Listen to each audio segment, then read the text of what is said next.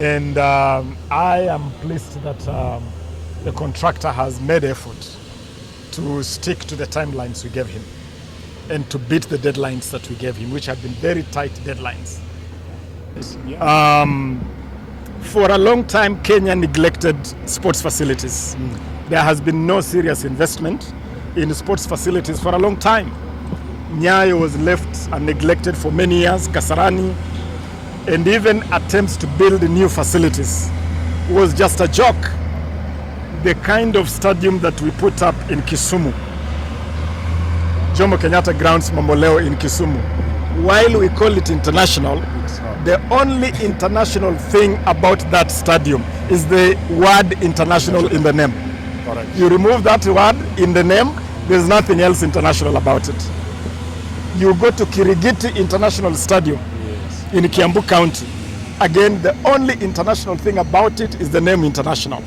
So, Kenyans, we neglected our sports facilities for a long time. You now have a government and a cabinet secretary that is fixing that long-term neglect. Let us fix the facilities. Undergoing the pain of 1 or 2 games compared to the relief of having international standard facilities long term. Honestly, what do you choose? And all the work is being done to acceptable standards. I know that attention right now is on Madaraka Day.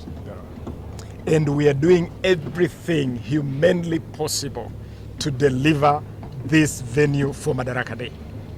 And we are doing it in the spirit of whole of government, whole of nation approach. County government is chipping in.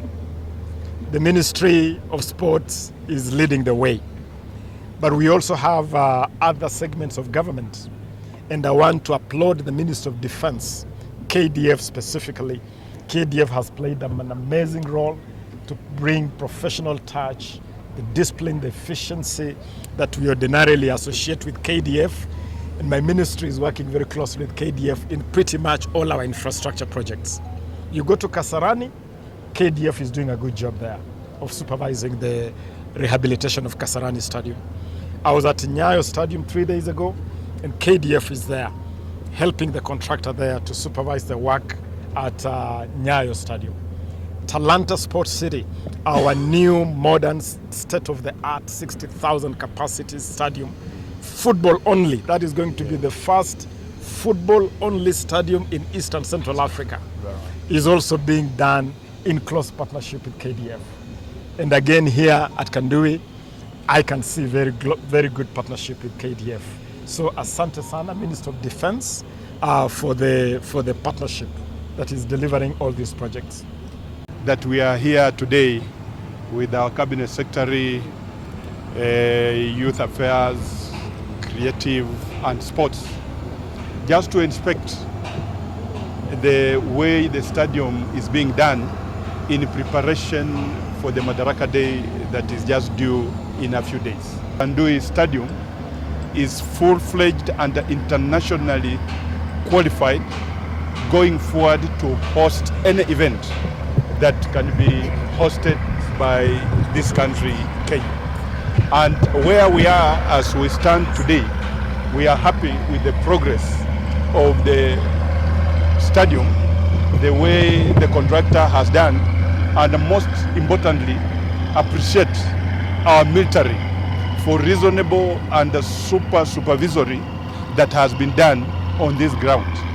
That as the chairman that oversees him, we are working hand in hand to make sure that even after the Madaraka Day, whatever work that would have not been completed, I want to give the assurance as the committee that appropriates funds for this ministry that we shall continue to do the final work for this stadium so that CHAN and even AFCON, as we prepare to host them, can be played and be hosted in this area.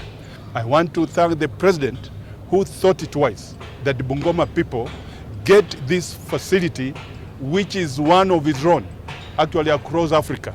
The standards that they have set is quite encouraging and very reasonable to the international standards.